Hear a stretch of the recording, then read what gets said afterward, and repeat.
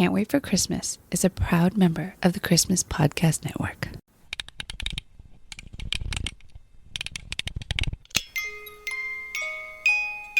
Hey buddy, what you doing? Is it Christmas yet? No, sorry, not yet. I can't wait for Christmas. Yeah, I can't wait for Christmas either. In fact, let's celebrate now.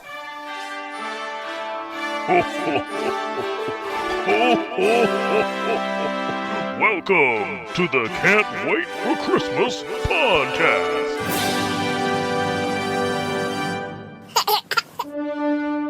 It's July 25th, 2024, and that means it's 5 months left until Christmas.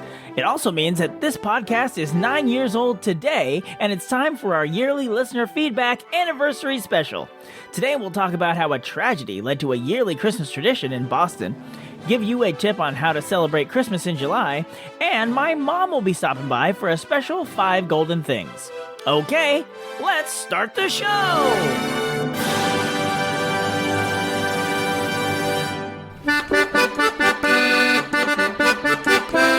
Welcome, Yule Believers, to the 9th anniversary of the Can't Wait for Christmas podcast. The podcast all about Christmas history, Christmas traditions, Christmas media, and everything else Christmas. I'm your host and guy who's been talking Christmas since 2015, Tim Babb. Can you believe that this show has been going on for 9 years? And whether you've been listening the whole time or found us somewhere along the way, this episode is for you. It's our annual listener feedback anniversary episode. And we're going to kick it off right now with our first segment, We Need a Little Christmas Now. We need a little Christmas now.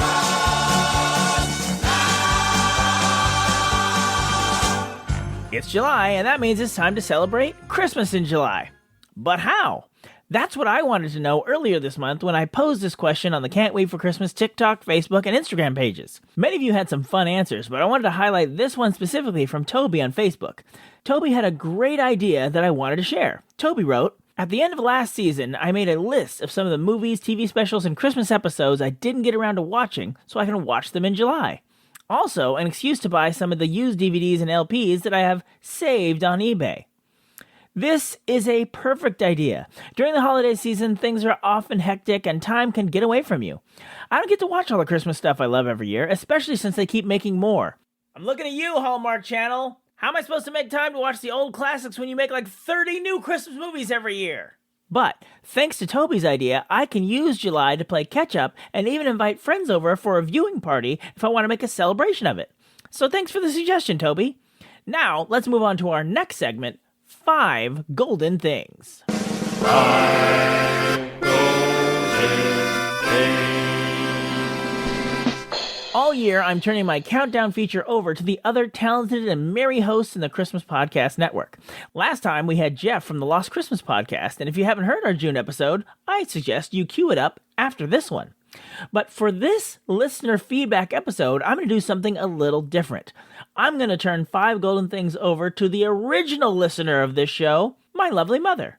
She's prepared a list of Christmas decorations that made her say, "Wow!" Take it away, Ma!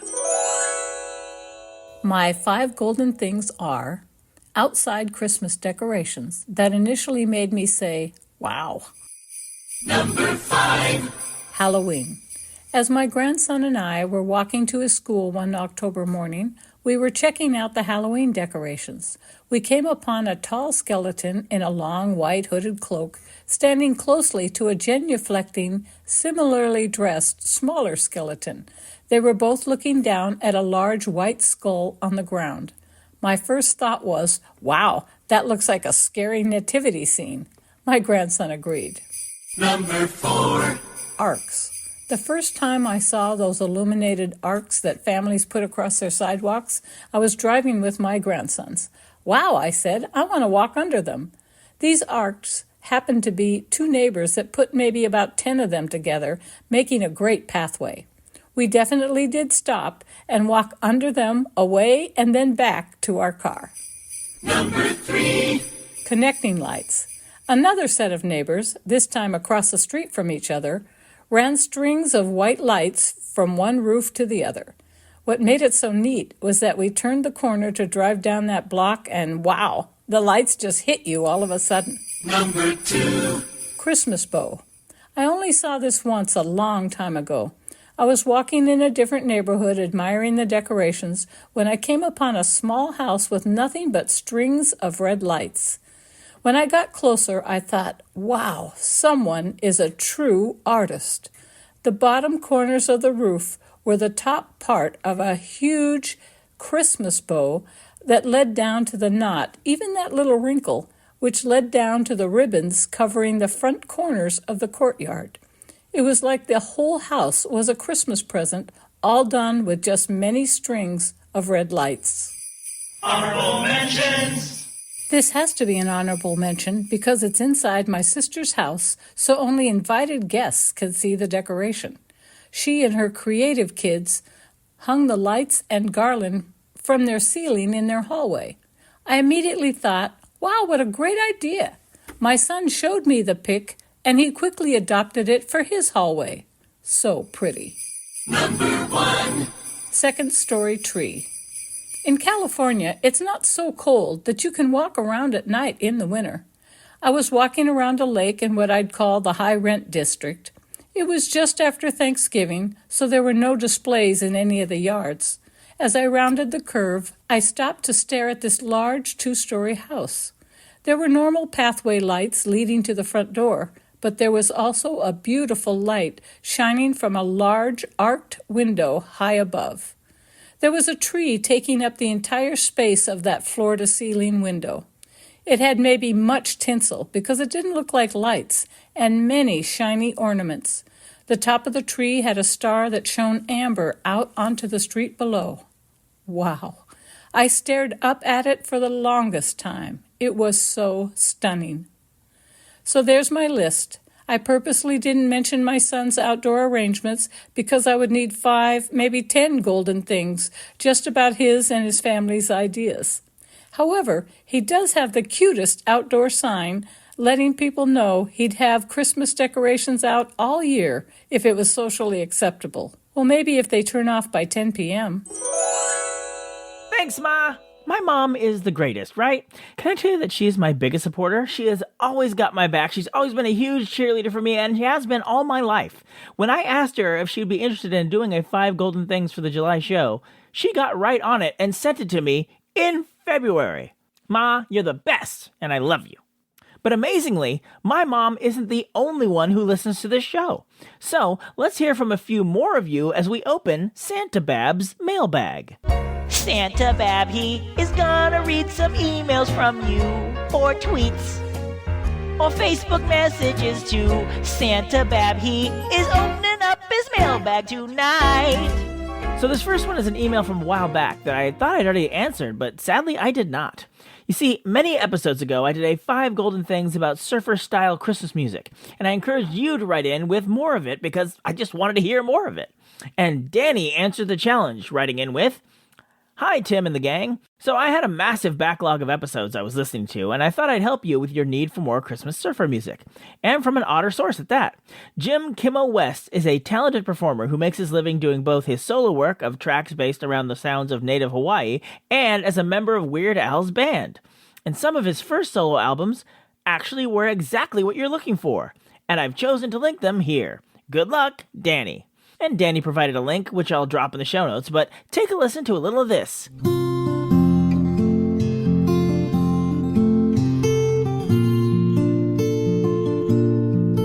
That is exactly my sweet spot. Hawaiian-style music and Christmas go together like Santa and cookies. Plus, since I opened for Weird Al once, I technically opened for Jim as well, so we're practically BFFs.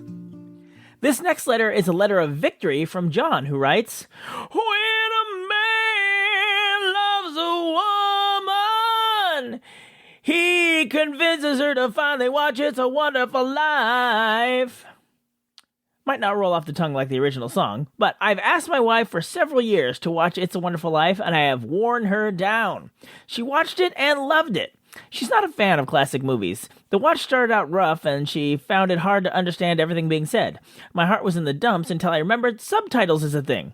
Then she started getting into the movie. By the end, she was crying and I was crying. Now she has joined me and made this classic a yearly watch for us. Merry Christmas, Tim Babb and the Babb family. Yay, John! It's always great when you can share one of your favorite Christmas activities with someone.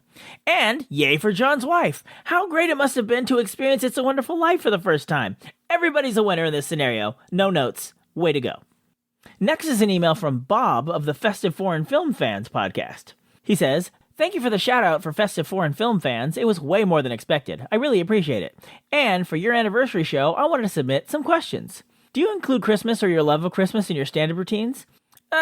Somewhat. Like, I drop little bits here and there, and I have a chunk about spending Christmas in Disneyland, but for the most part, my stand-up is not particularly Christmas-related. Yet. I'm working on more bits that I'm working on, rotating into the act as older bits get rotated out, but, for now, I wouldn't say I'm a particularly Christmas stand-up. Bob goes on to write, "The boys have been incredibly awesome through the years, but as they're getting older, are they still supportive and eager to participate in the podcast, or are they becoming typical sullen preteens?" Actually, my sons have both recently shared with me ideas they'd like to do on the show in the future. I am very lucky that they are still interested in my nonsense. In fact, just the other day, my oldest randomly wanted to re-listen to when I was on the Totally Rad Christmas podcast. When I was a guest on that show, he wanted to re-listen to that episode. So I gotta say, I'm very lucky to have very awesome and supportive sons. Oh, and lastly, Bob goes on to ask, I'm curious how you feel about the abundance of Christmas movie product being turned out. I know the majority are Hallmark movies, but others are jumping in as well, and I'm wondering if the interest in the holiday is increasing or if it was always there and not recognized. How is interest in your podcast? Does more movies being put out translate into more Christmas podcast listeners? Honestly, I'm glad the Hallmark Christmas movies do so well that other cable companies and streaming services are trying to copy the formula. Like I said earlier, I rarely catch them all because they put out too many, and while I have my favorites, I'm not one of the Christmas podcasts who really focuses on the Hallmark, so I don't know if the influx of movies affects our listenership much, if at all. I mean, I suppose I could look at those numbers and find out, but I simply don't. Sorry. We're just having fun in the old Christmas cave like we do. But thanks for all the questions, Bob. Keep up the good work on your show. And now for the last letter in the mailbag today. It's from Ryan. Ryan says, "Just wanted to say thank you for making Christmas seem a little closer. I listen monthly, and I'm going through your entire collection as we speak. I began last November after listening to the Christmas Past podcast.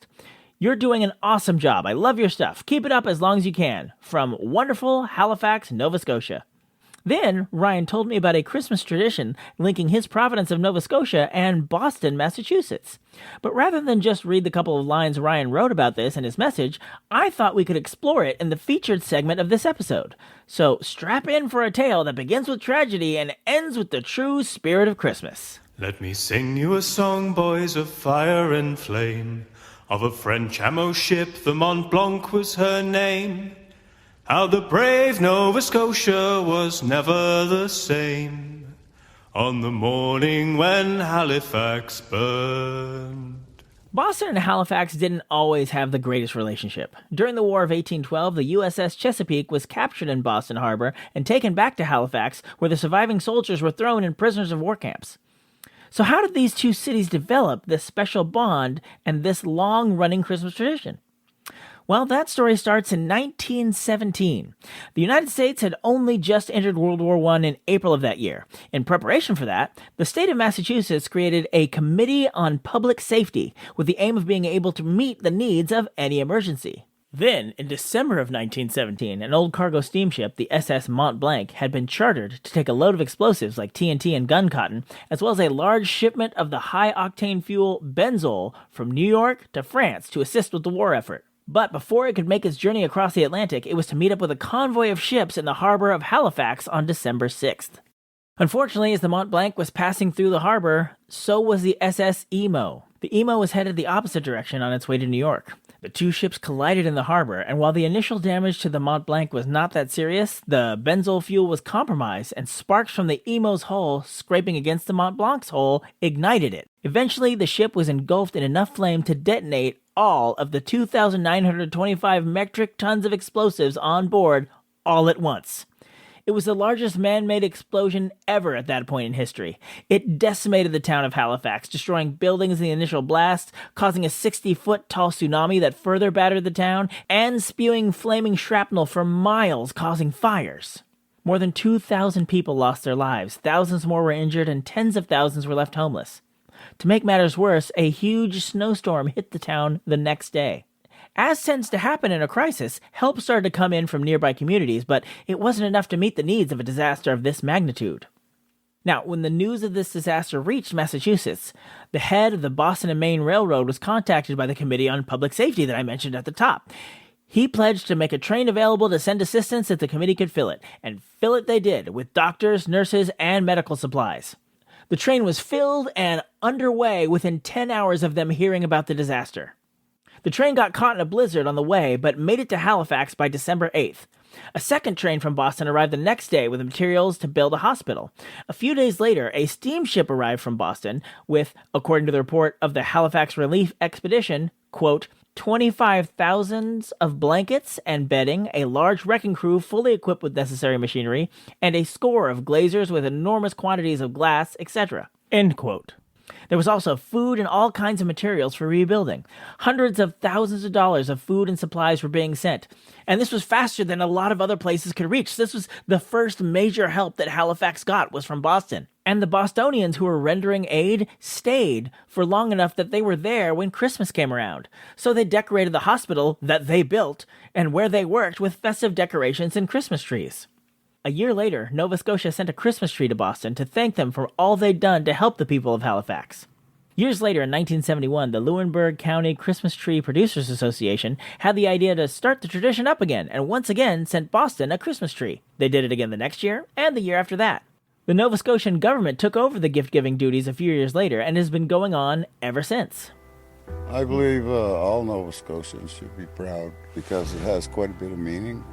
What Boston did for us, to put a whole trainload of medical people and medical supplies and have it together and on the tracks in 10 hours. That's amazing. I don't think they could pull that off today. It was quite a thing. The annual Tree for Boston tradition is near and dear to all Nova Scotians. In 1917, our capital city was devastated by the Halifax explosion. The people of Boston responded, bringing helping hands during a difficult time, and made a community of friends that is forever grateful. This year, we thank the people of Boston with a big, beautiful Nova Scotia Christmas tree. It's an annual tradition that symbolizes gratitude, friendship, and remembrance, even in these challenging times. And now it's become a major thing. They are always scouting for trees and keep lists that go back years. There's a specialist who starts the scouting process in the summer. And the tree is typically donated by a family, and it's in memory of someone who was lost in the Halifax explosion. There's a ceremony in Halifax when they cut the tree down, and a ceremony in Boston when they light the tree up. The moment everyone was waiting for, the lighting of 18,000 tiny bulbs on the Christmas tree. The tree, incidentally, is a gift to the people of Boston from the people of Nova Scotia. Mayor White reciprocated by sending the Canadians a Paul Revere silver bowl. Tonight's tree lighting and carousing is the closest thing there is to an official beginning to the Christmas season. The lights will be on display every night from now until the new year. More than 100 years since the explosion, and the tradition is still going strong. The Tree for Boston even has its own website and social media. In fact, I got one of the clips you heard from their Instagram. I'll put links to their sites in the show notes of this episode. But thank you to Ryan for writing in and telling me about the Tree for Boston so we could all learn about how Christmas joy could come even from tragedy and bring two cities together. We will always remember and lift a glass high to the morning when Halifax burned. And now for the final bit of listener feedback, we'll learn how you voted on the latest edition of Who Sang It Best. Last episode, I asked you to decide who sang Do You Hear What I Hear Best, Gladys Knight and the Pips or Whitney Houston. And the results are in. With a whopping 88% of the vote, Whitney Houston is the winner. Gladys Knight and the Pips did great, but you just can't argue with the prom queen of soul. Thank you to everyone who voted, and I hope you'll play again next time when we do a future round of Who Sang It Best. And that's our show. Thank you for listening, and thank you for 9 years of letting me entertain you with my seasonal silliness. I'd like to take a quick moment to thank some of the people who make this show possible. Mysterious Andy, who set up our website and who I turn to whenever there's a problem, and he helps me out. Our band leader Kristen, who laid down this gorgeous accordion music track for us. My lovely wife Danelle, who is the first voice you hear every episode and who puts up with this podcast taking up an arguably unhealthy amount of my focus as the 25th of each month draws near. My wonderful boys Michael and James, who are always game to come on the show, and again, you hear them at the beginning and end of every episode. And I'd like to thank my mom once again, who not only provided the 5 golden things for today's show, she provides the outro you hear every episode. Speaking of that, I'm going to let her do her thing, so I'll see you next month, and in the meantime, Yule Believers, keep laughing all the way. And that was Christmas 1983.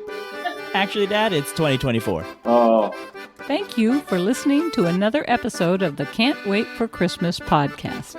If you like what you hear, please subscribe to us on Apple Podcasts, Spotify, Google Play, or wherever you get your podcasts. Remember, if you leave us a review on Apple Podcasts, aka iTunes, and email us about it at christmas@tancast.com, we'll send you a free Can't Wait for Christmas sticker. If you'd like to see the show notes or leave a comment on this or any other episodes, you can go to our official website, can'twaitforchristmaspod.com. While you're there, you'll find a link to our official Zazzle store, where you can grab customizable t-shirts, ornaments, stickers, and all sorts of other Christmas-themed items all year long. We'd love to connect with you on social media. On TikTok, Facebook, Instagram, and Threads, we are Can't Wait for Christmas Pod. And on the app formerly known as Twitter, we are @ChristmasPod. We Wish You a Merry Christmas was performed by the United States Marine Corps Band, and this amazing version of Jingle Bells on the accordion was performed by the wonderful and talented Christian Nowicki.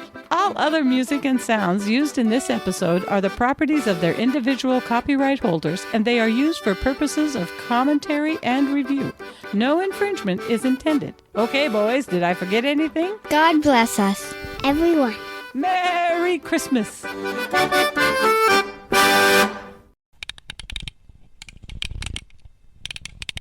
Many of you had some fun answers, but I wanted to highlight this one specifically from Toby, who... Many of you had some fun answers, but I wanted to highlight this one specifically from Toby, who wrote to us on Facebook. Toby, I'm not sighing about you. I'm sighing about the sentence structure that I've written this phrase in, or this sentence in, and I can't get it to work when I try and say it out loud. And I know I have way worse of these sentences waiting for me later in this episode, and that's what that sigh was. So, sorry, Toby. He says, thank you for the shout out for Festive Foreign Film Fans. Festive Foreign Film Fans. Like, did you make that title just to make people have to mess up when they say it because they're going to tongue twist it? Why not name your podcast Pick to Peck a Pickle Peppers? I listen monthly, and I'm going through your entire collection as we speak. I began last November after listening to Christmas... I began last November saying the sentence, and someday I'll be done saying it! Then in December of 2019... No, not 2019.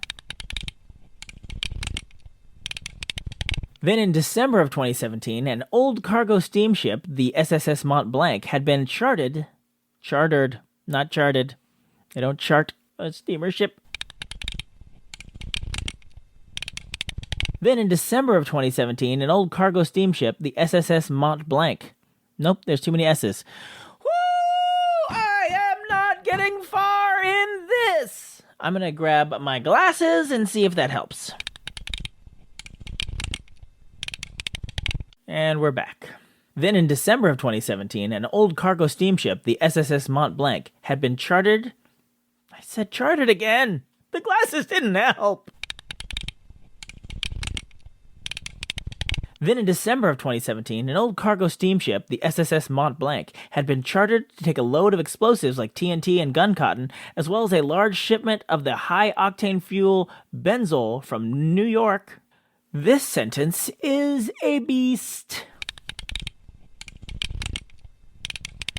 Then, in December of 2017, an old cargo steamship, the SSS... No, there's too many S's.